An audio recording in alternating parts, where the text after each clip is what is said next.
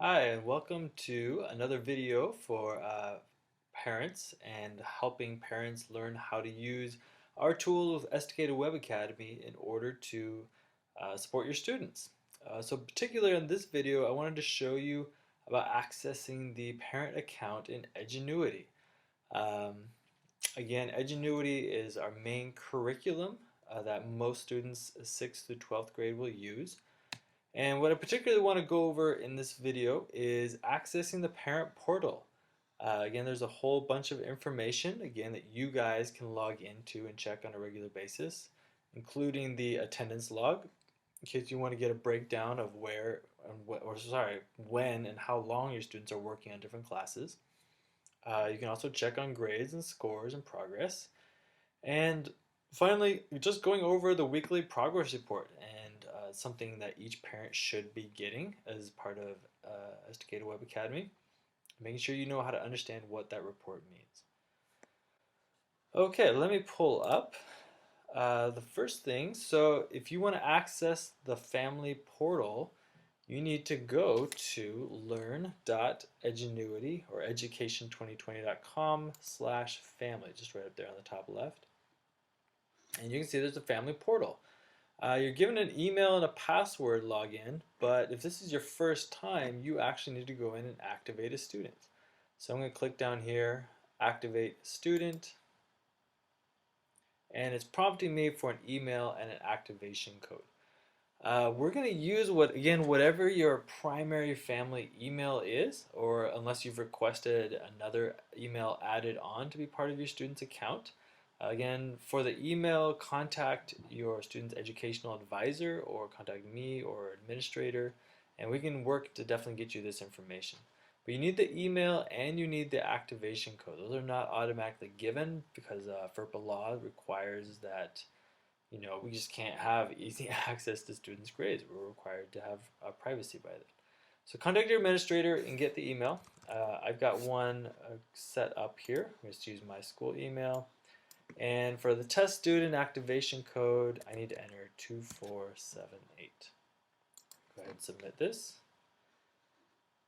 And I'm prompted now to create a password. So I'm going to use the same email, but now I'm going to create my own password for um, accessing my students' information. I can come up with a secret question. Um, where was I born? And I was born in the glorious town of Madras, Oregon. There you go. Actually, don't need the Oregon part, you just need the name. If you're curious, you should look up where Madras is. So I'm going to submit that information. Just for time and date on the attendance log, and we're going to generally put down Pacific time. Save. And now here is what you have access to in Edgenuity. So you can see what students you're linked to. Again, I've just got a test student linked to this account. If I add multiple students, again, I can go through. If I have 3 or 4 kids in Esticated Web Academy, then I may very well have 3 or 4 different students listed on here. And I can see for my test student, they recently accessed Edgenuity on the 18th, which will be yesterday, for 5 minutes. So that's the total time that they put into this week. So you get a really fast snapshot of when did they last log in, how much have they done, what activities, etc. Okay, and again, you can read through this. They'll give you some more information and detailed in terms of using this. Welcome to the family portal. Let's see. So you can explore this. I want to hit the attendance logs. This is a really important one because there sometimes can be a disconnect between what students say they're doing in school and what they actually are doing in school.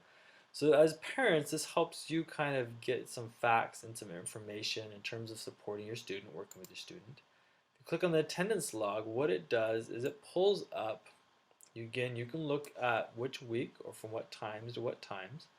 So this is the week, this is just this past week, and I can see each day by day, Monday, Tuesday, Wednesday, Thursday, Friday, for as much information as their data is. I can see that on Wednesday, my student was logged in for a total of 5 minutes, from 8:04 to 8:05 for 1 minute, and he clicked on 7th grade math, but then just sat there and then got off. And then later on at 10 o'clock, he spent 4 minutes, but again clicked on it and didn't do anything with it, just sat there. So there's a difference between idle time and then actively working on your class time. So it tracks as students are clicking on activities, doing questions, all that stuff, versus just clicking on it and then nothing happens.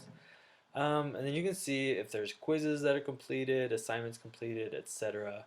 It gives you a pretty good breakdown of what's going on. You can print this out again if you want to have it to hold on to.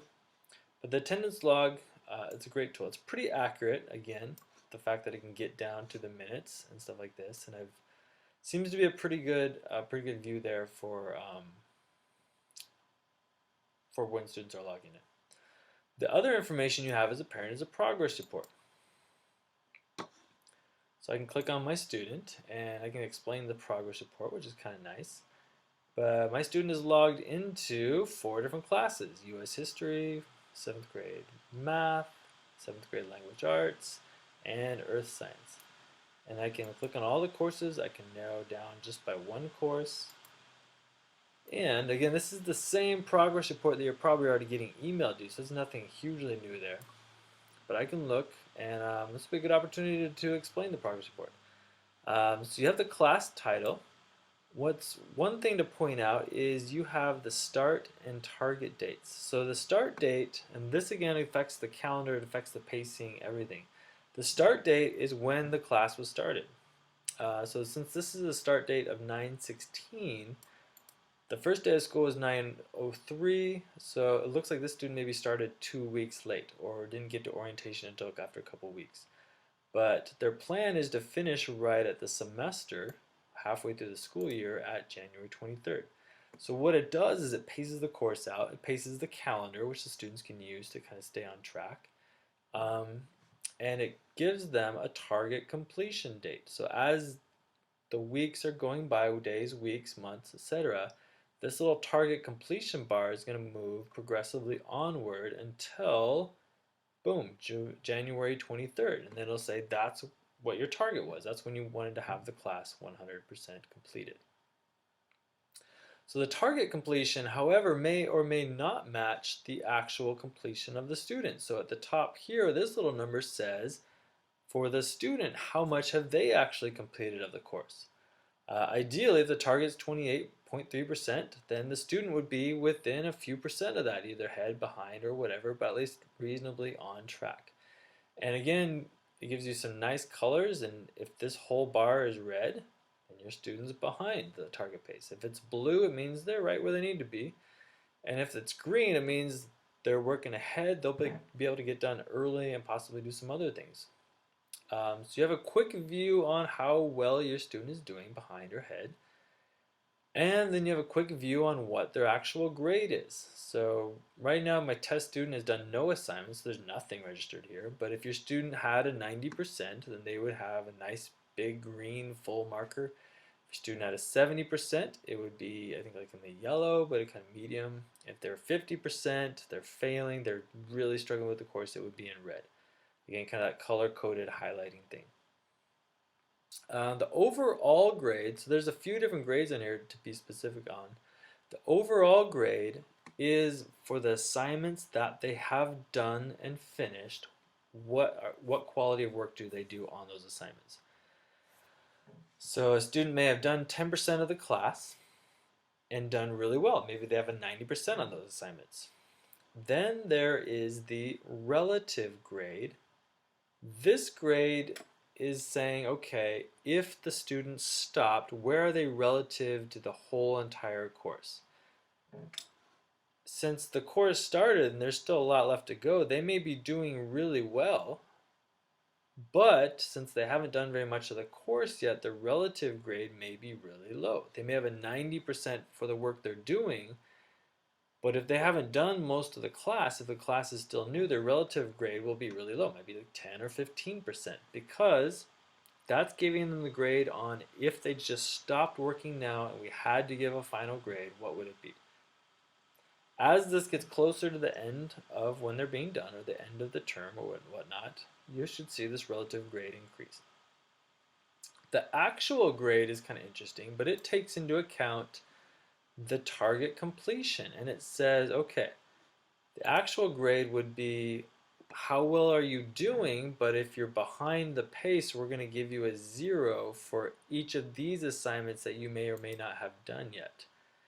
So if you're doing A-level work, but you're a couple weeks behind, you're going to get zeros for the couple weeks that you're behind, and your actual grade may be lower. So the actual grade kind of is a way to motivate you to say, you know, these are your targets. You want to get these classes done within the semester so you can do your second semester classes. Your actual grade is lower and it's reflecting that you're behind. So I guess don't worry too much about some of these grades as long as you know what they are. But the overall grade shows how your students are doing for the assignments that they do. And then down here you can see for this course they have 49 quizzes, 11 tests, 1 semester exam, 228 assignments, and you can see how many of them they've actually done. Alright, so that's a little bit of the progress report. That's just kind of what you have. Again, progress report attendance, follow up with teachers on the progress. We welcome that for sure. Please let us know if you're not getting this progress report sent to you by email. That's, again, access to your parent portal and Edgenuity. And the more information you have, the better you're able to support your student, and the better we're able to work with you guys as a family in a school. All right, I hope this was helpful, and have a good rest of the time.